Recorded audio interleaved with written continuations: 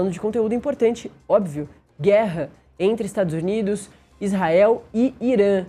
Vai acabar quando? A gente está nesse momento aí de balanço depois de um mês de guerra e com as análises dos discursos. O próprio presidente americano, Donald Trump, norte-americano Donald Trump, vem mudando o discurso a cada minuto, cada hora. Quando ele aparece de novo para falar com a imprensa ou em alguma reunião importante, ele fala uma novidade e, claro, o mundo fica muito atento, principalmente por causa da resposta do Irã a esses ataques todos e do Estreito de Hormuz, onde passa 20% do petróleo mundial, e de como tem sido feito esse controle a partir do Irã. A Guarda Revolucionária do Irã afirmou nesta terça-feira que pretende atacar as empresas norte-americanas que operam no Oriente Médio a partir de hoje, de quarta-feira. A declaração foi divulgada pela mídia estatal iraniana e apresentada como uma resposta, mais uma delas, aos ataques realizados pelos Estados Unidos e Israel contra o território do país. E essa é uma novidade muito importante, você precisa ficar bastante atento. Segundo o comunicado, 18 companhias foram incluídas na lista de possíveis alvos. Entre elas estão gigantes da tecnologia e da indústria como Microsoft, Google, Apple, Intel, IBM, Tesla e Boeing, além de outras empresas dos setores de tecnologia, finanças e energia. Para a gente conversar sobre tudo isso, eu chamo o doutor em ciências sociais, diplomata, o Paulo Roberto de Almeida, entende tudo sobre esses assuntos tão complicados que vão ficando, parece, o Paulo, cada vez mais complicados ao longo da história da humanidade, hein? Bom dia. Bom dia, Natália André. Em primeiro lugar, meus parabéns pela audiência. Estamos a menos de 800 novos participantes da sua coluna para os 4 milhões de ouvintes. Muito obrigado pelo convite. Muito obrigada. Gente que agradece. Gente tão qualificada para trazer essas análises importantes sobre tudo isso que está acontecendo pelo mundo todo.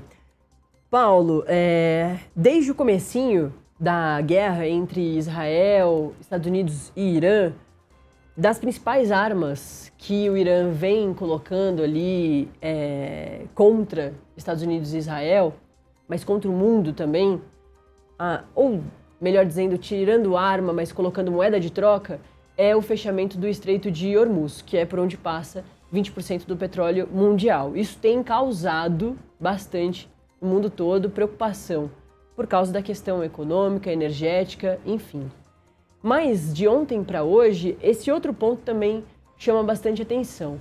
O Irã atingindo empresas que são mundiais, mas, claro, tem ali as suas origens nos Estados Unidos.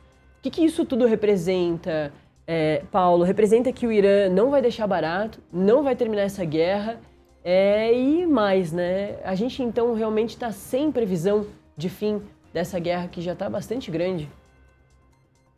Sim, estamos sem previsão porque o Trump muda de discurso a cada dia, ou no mesmo dia ele emite mensagens contraditórias, não é? Sobretudo em relação ao que anuncia o seu próprio secretário da guerra, que também não se coordenou com o chefe ou com os generais, né?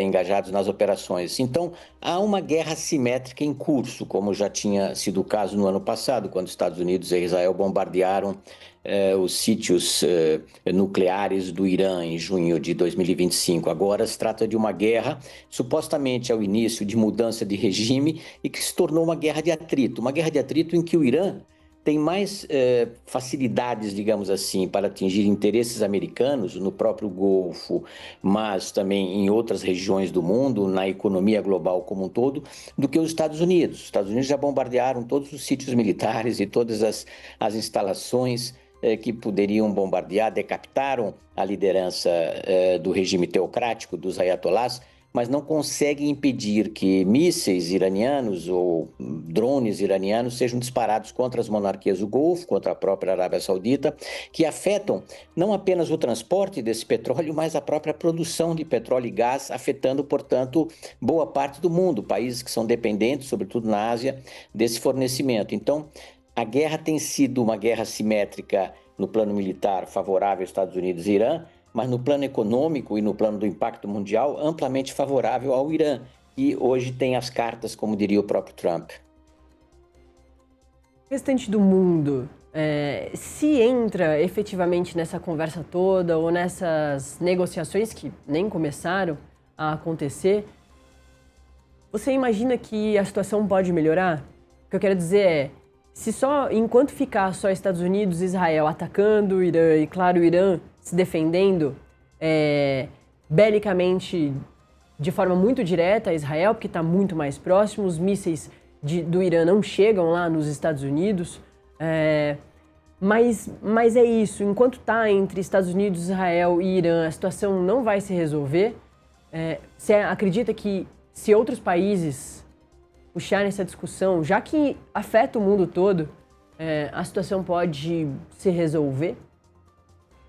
Não, numa perspectiva de que ela se resolve imediatamente, a menos que, evidentemente, Estados Unidos e Israel parem os seus bombardeios aéreos contra alvos no Irã, não é? Estão afetando basicamente a população civil, mas o Irã tem capacidade de afetar interesses americanos, sobretudo em bases instaladas nas monarquias do Golfo e nos centros de produção de petróleo ou de gás. Então, eles têm que parar para que o assunto se resolve e depois, em negociações posteriores, possa chegar a um acordo. Provavelmente o Irã vai impor um imposto, como existe em Suez, não é? Uma taxa para atravessar o Estreito de Hormuz, mas também exigirá um compromisso dos Estados Unidos e de Israel de não mais atacar o regime iraniano, não é? E agora, a economia vai ficar afetada durante muitos meses, porque centros produtores de petróleo ou de gás já foram afetados pelos mísseis ou por drones do Irã. Então, nós temos aí a perspectiva de uma piora durante pelo menos 6 meses ou até um período ainda maior, porque a economia produtora de petróleo e gás já foi afetada, além do transporte físico em si.